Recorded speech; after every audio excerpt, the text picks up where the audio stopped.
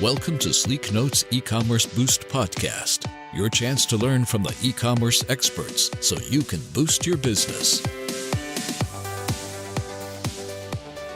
Hello there. This episode is all about brand and customer engagement. Brian Solis will share insights on how you design a truly meaningful experience for your customers throughout your entire business, and not just by creating nice newsletters. Prepare to have your mind blown. Here's the interview. So, Brian, welcome so much on the show. I'm really happy to have you here. Wow, it's my pleasure, honestly. So I'm looking forward to this. Cool. If you could just start out by presenting yourself, that would be cool. Absolutely. So my name is Brian Solis. I'm principal analyst and futurist at Altimeter, which is a profit company. I study disruptive technology and its impact on business, and I'm also a digital anthropologist because I have to figure out how all of this stuff is impacting society, human beings, cultures, norms, values, behaviors, and I try to connect the dots between that and also business impact, and really try to help organizations, executives, anyone really try to better understand how to best compete or prepare for the future. That sounds really cool. So in this interview, we're going to talk about brand and customer engagement. Can you maybe just talk us through what that is? Well, yes, I don't even know where to start with that. It's such a big question. Brand is something that in its essence is radically evolving. I think it used to be this idea that with the right creative, the right messaging, the right teams, that we could build this brand and then fortify it through media, advertising, marketing, you name it. And really, it's still that those core principles are still there in many regards, but somewhere along the way, consumers became incredibly empowered and connected and informed and demanding and elusive and impatient, and technology continues to sort of groom them in this new direction that's created a society of what I call accidental narcissists. Every bit of technology that they use, every app, every service reminds them that they're the most important person in the world. And when you start to compare what brand means to how people are becoming brands, you really have this dichotomy of sorts that brands are trying to become people and people are becoming brands, and that changes the whole foundation for what branding needs to be in order to be relevant at a time when people are so informed and connected that they are looking through that creative, they're looking through that marketing and that messaging, and they're looking for things that are more transparent, more personable, more relatable, something like them or a brand like them. And that's really disrupting the future of what brand means. But then also when you talk about customer engagement, how does a brand approach a customer that is so different, that is becoming so different at a time where branding itself or marketing or customer experience or any aspect of business really hasn't evolved to the point where people have evolved. And that is setting the stage for a new era of customer engagement and a new era of brand. Whoa, interesting.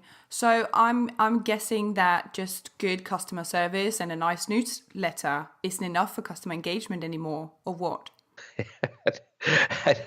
I don't know. Somewhere along the way, good customer service was sort of the standard anyway. I mean, people were just happy to do business with other people, and then that became sort of a machine. It became something to scale. Technology became sort of the evil ogre in all of this, and that it allowed to really companies to scale the lack of customer engagement, if you will, in the name of scale and efficiency and modernization. So if you look at call centers, if you look at customer service processes and policies, all of those things just sort of evolved over the last several decades to get further and further away from people.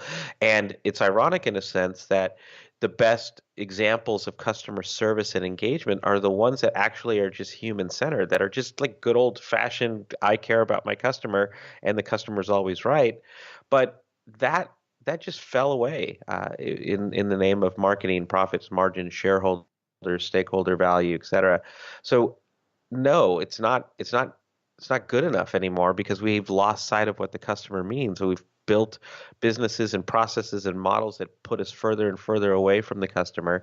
And we now need to put them back in the center, and more so, think about how technology can enhance the types of experiences that they want. And I'll go one step further to say that customer service or customer engagement or customer experience is now everything. It's not just one moment, like if you have a problem and you need it to be solved. It's now, how do you feel in every moment that you're a customer with our company? And that has to be designed, and then business models and services and processes and policies all have to be designed around it. So we're looking at nothing short of the reinvention of business. Wow. Yeah, because I was just going to ask, where can this sort of brand and customer engagement, where can that take place? Because I'm sure like our listeners are thinking, yeah, sure, I want to up my customer engagement game, but where do I do this? Well, I think, I study every year what I call the state of digital transformation, and it looks at how companies are modernizing, not just in technology, but just in general to compete against themselves in a digital economy, if you will, but actually to compete for a new era of customers and also employees. And every year I see that the top candidate or the top driver or catalyst for for digital transformation is customer experience. So that means that many companies are investing a lot of money, time, and resources in modernizing technology infrastructures, but also, I'll just say to some extent, working models to compete for connected customers and as they evolve and change. What happens though along the way is that they're still taking these legacy mindsets and perspectives of what they think customers are. They're making assumptions on how they think customers are changing, and they're making big bets on that without actually looking at customers. So this is it's frustrating but also telling part, is that I think only 30, I can't remember the numbers, like 36% of businesses have studied their customer journeys and behaviors in the last year. That's really a pathetic number. It's so low. You have 100% of companies that I interviewed investing in digital transformation, but only 36% know why.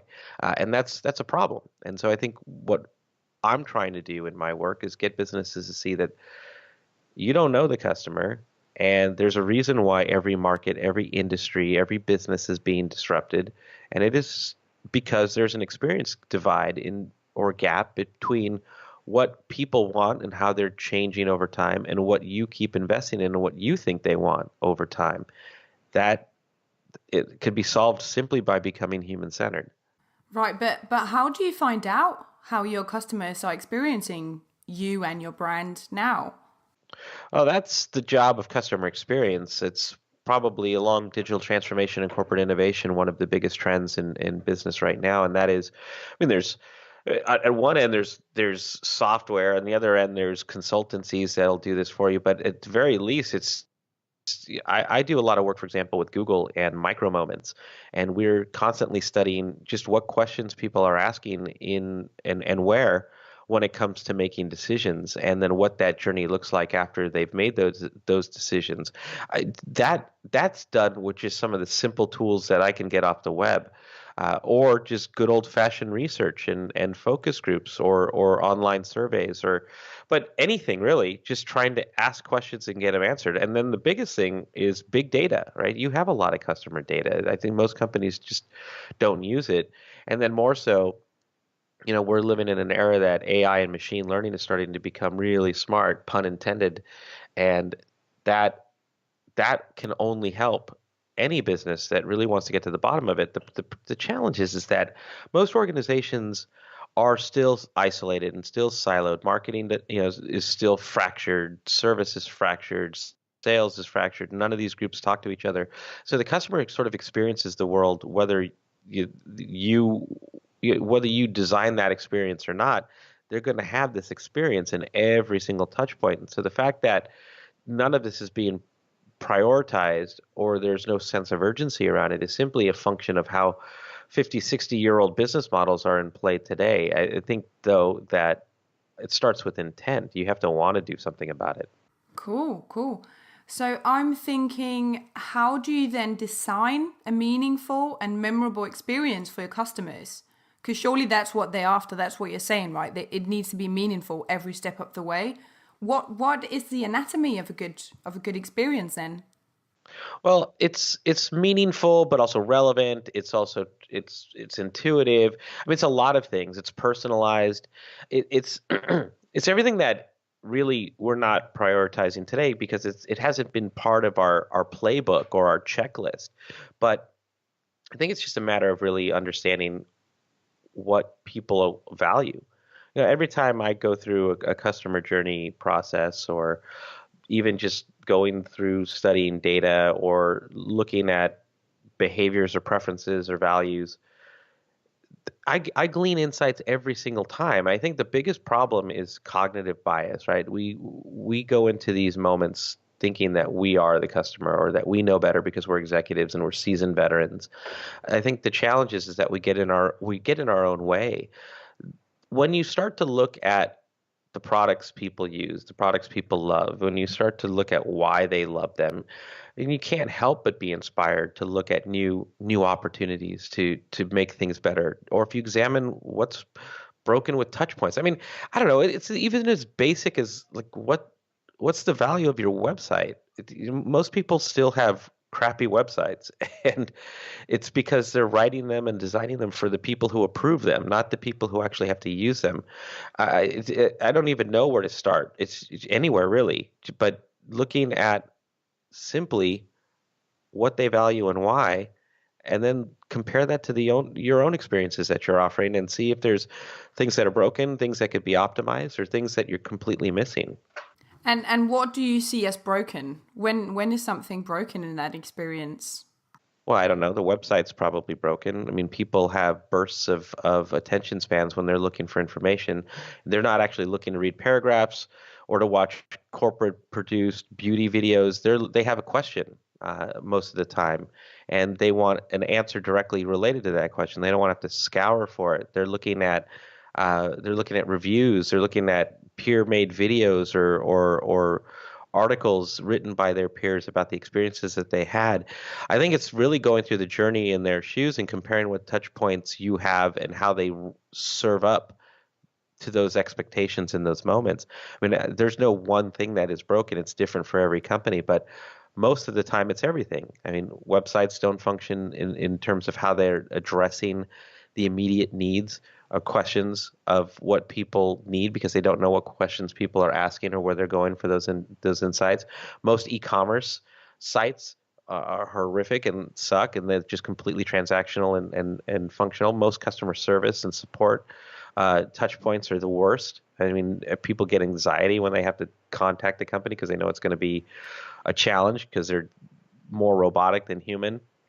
I don't know. I could go on all day. Next up, I asked Brian if he had an example of a specific company or brand that really has this going for them, where the customer experience is truly amazing. Here's Brian's answer. I don't like to talk about companies because no company has an amazing experience, not even Disney. I mean, there's every company has something broken, and it's because they're all based on the same principles, which were designed on 50 or 60-year-old models. You have Disneyland, for example, that I use as my inspiration, or Disney World, where whatever Disney park you want to look at, where every aspect of walking up to that gate, buying your tickets, going inside the park, visiting rides, everything about that has been designed to extract or create this life, this moment, this feeling, this response from people, whether it's the concrete and the things that are embedded in the concrete, or the placement of the trash cans, or the architecture of the buildings to make them look bigger and to make you feel smaller, like you're a child. The storylines of walking from theme to theme within the park, those all have been intentionally designed to evoke an experience that is magical, and I don't think any detail has been left out. It's also part experience design. It's also part service design because you have the whole infrastructure underneath the park and behind the scenes that works without you ever seeing it to build this experience.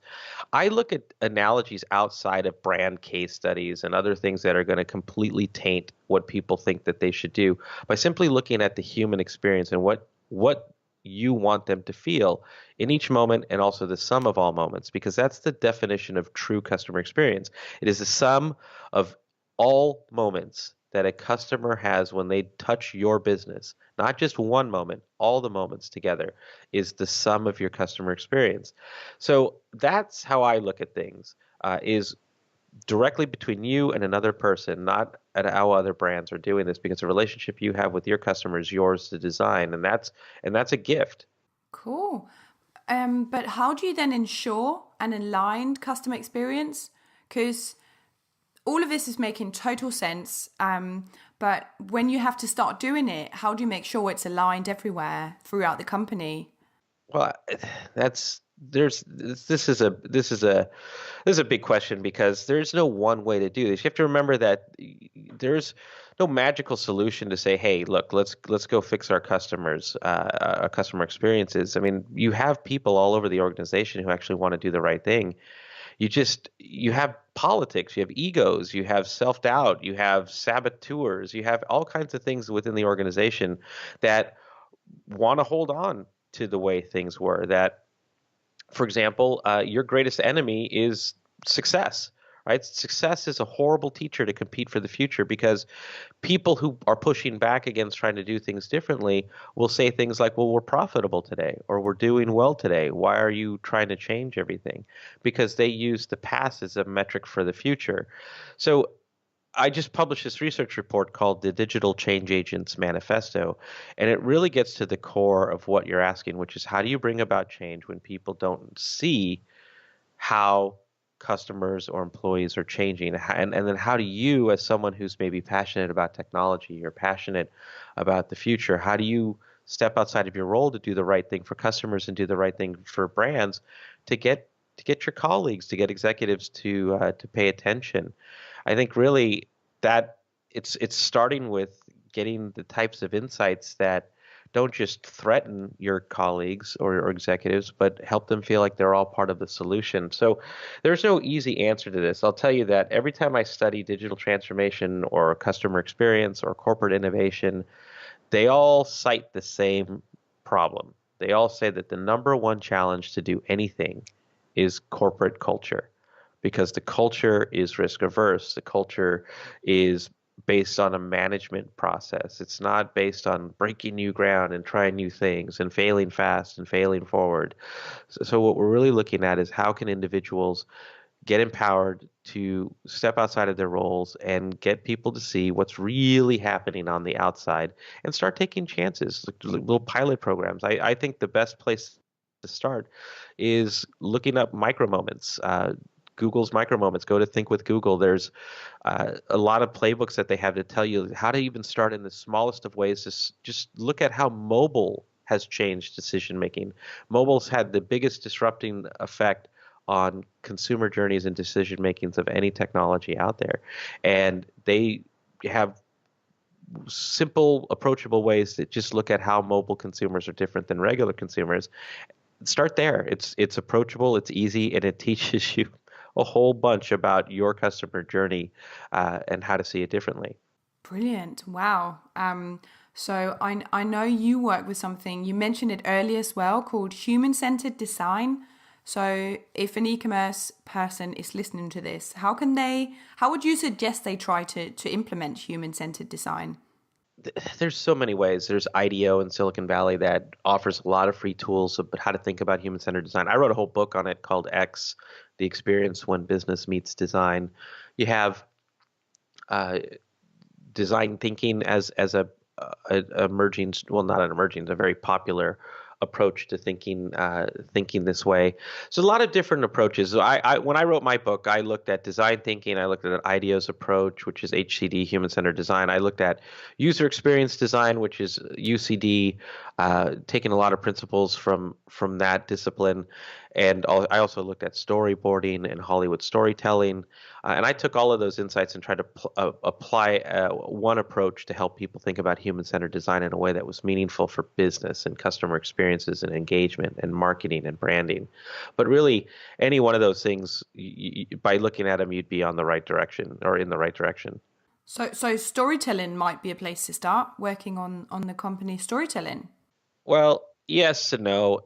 That's one of the reasons why I did all that research on storyboarding, storytelling, human-centered design thinking, is that I think when we hear the word storytelling, we think it's just a matter of telling a story, but it's so much, it's so much more important than that. I spent a lot of time with a Pixar storyboard artist to learn the art of storyboarding and storytelling as a means of seeing if I could translate that into designing better customer experiences that people want to have. And it turns out that, like anything, when you use the word storytelling in front of a marketer or a content marketer, they're going to start thinking about, what's the best story I can tell, and what's the best format I can do that in.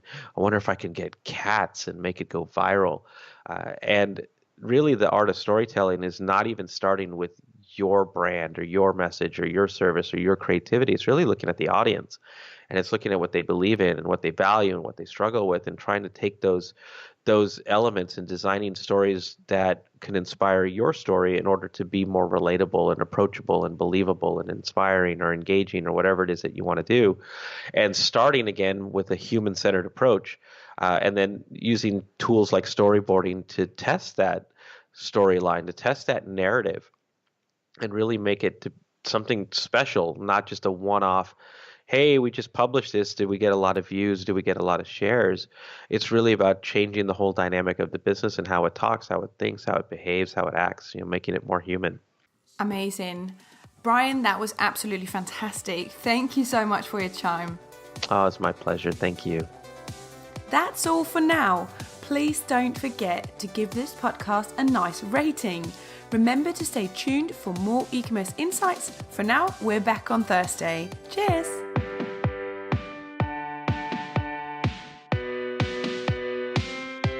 This session of E-Commerce Boost was produced by Sleeknote. Make sure you subscribe so you don't miss out on tactics and strategies that'll help boost your e-commerce.